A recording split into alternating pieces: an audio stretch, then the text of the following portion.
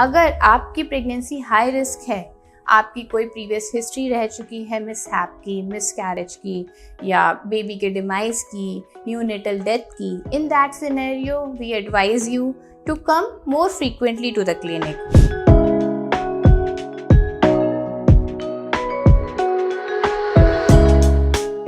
Everyone, I'm Dr. Vaishali Sharma, consultant gynecologist, laparoscopic surgeon and infertility specialist.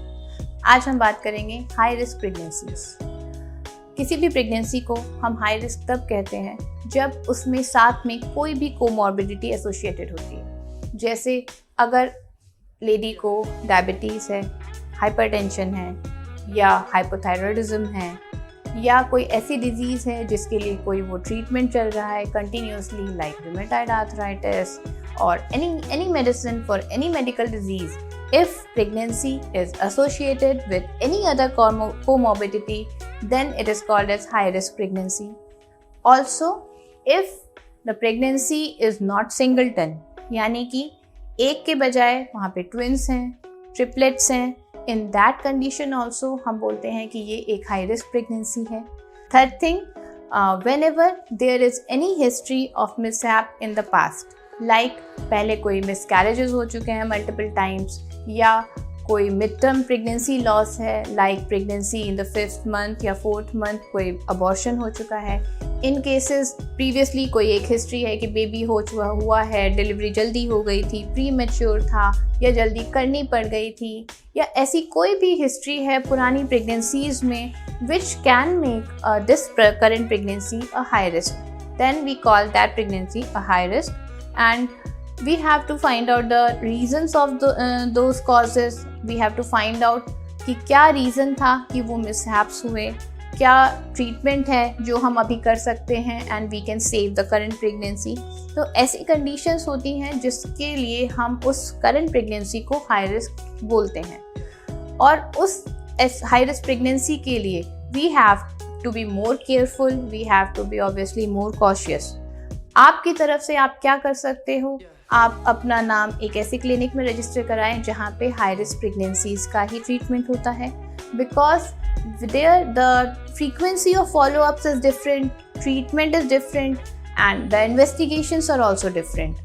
अगर आपको diabetes है या फिर हाइपरटेंशन है, ऐसी कंडीशन में आपका ब्लड शुगर रेगुलरली मॉनिटर करना होता है, आपका ब्लड प्रेशर डेली मॉनिटर करना होता है. एंड इन केसेस अगर आपको ट्विंस हैं या ट्रिपलेट्स हैं तो obviously there is a chance कि डिलीवरी प्री टर्म हो सकती है. सो आपकी जो फ्रीक्वेंसी होती है क्लिनिक विजिट करने की वो ज़्यादा होती है.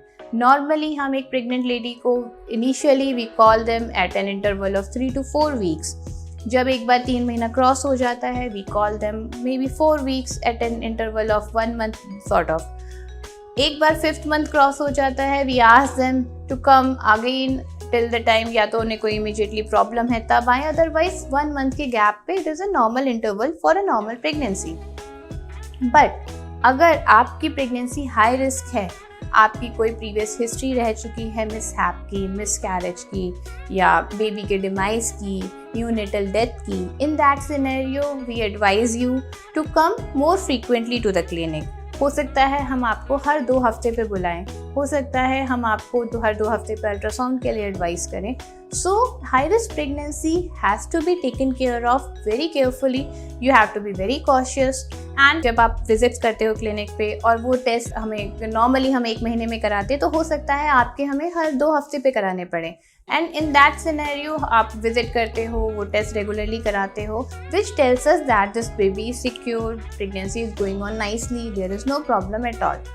सो the high risk pregnancies have to be taken care of very carefully and there are some medicines also which we add, like अगर आपके यूट्रस में ब्लड फ्लो कम आ रहा है या प्रीवियस हिस्ट्री है मिसकैरेजेस की मल्टीपल टाइम्स या प्रीवियस हिस्ट्री है बेबी के इंट्रायूट्राइन डेथ की, in those scenarios we give you some injections which have to be taken daily. Most of the times those are blood thinners जो आपके खून को इतना पतला करते हैं कि ब्लड सप्लाई जो बच्चे को जा रही है वो ईजिली जा सके, बेबी की ब्लड सप्लाई बिल्कुल भी हैम्पर ना हो. इसी तरीके से हम आपको कुछ मेडिसिन भी एडवाइस करते हैं which are again blood thinners. So there is a whole set of medicines which has to be given if the pregnancy is high risk. And similarly अगर आपकी थायराइड बढ़ा हुआ है, हमें आपका रेगुलर थायराइड चेकअप करना होता है, द थायराइड हार्मोन TSH और free T4 thyroid hormone has to be checked every 3 months. Obviously अगर आप थायराइड की मेडिसिन ले रहे हो, हमें उसे टाइट्रेट करना पड़ता है during the pregnancy. And similarly अगर कोई और वजह है प्रेगनेंसी के हाई रिस्क होने की, जैसे कई बार एक हिस्ट्री होती है कि बार बार मिसकैरेज हो जाता है या वाटर लीकेज हो जाता है या बेबी प्री टर्म डिलीवर हो गया था लास्ट टाइम और हम उसे बचा नहीं सके, ऐसी कंडीशंस में हमें कई बार एक सर्कलाज लगाना होता है, जिसे हम बोलते हैं कि जो यूट्रस का माउथ है उस पर हमें एक टाई करना होता है. That is called as cerclage, and that thing prevents the opening of the mouth of the uterus in this current pregnancy. So such kind of a pregnancy is also a high risk pregnancy. We have to be really very cautious, and हम उनको continuous injections भी देते हैं. Weekly injections are given to keep the uterus silent or in dormant state. And similarly we keep on checking the ultrasound, and we keep on doing the ultrasound just to see how the baby is doing. और we also ask the patient regularly कि आपको कोई leakage तो नहीं महसूस हो रहा, कोई वेजाइनल डिस्चार्ज तो नहीं हो रहा. So these are the conditions which we find out. Okay, if there is some high risk we can at least pick the first call, we can pick any complication at the first step, and we can correct it and prevent it from progressing further. So this way there are many reasons how a pregnancy can be a high risk pregnancy, and we have to make the treatment changes according to that. So I hope I have answered all the queries, and we will be delighted to help you out. You can leave any further query in the comment section. Thank you. Stay healthy. Take care. Bye.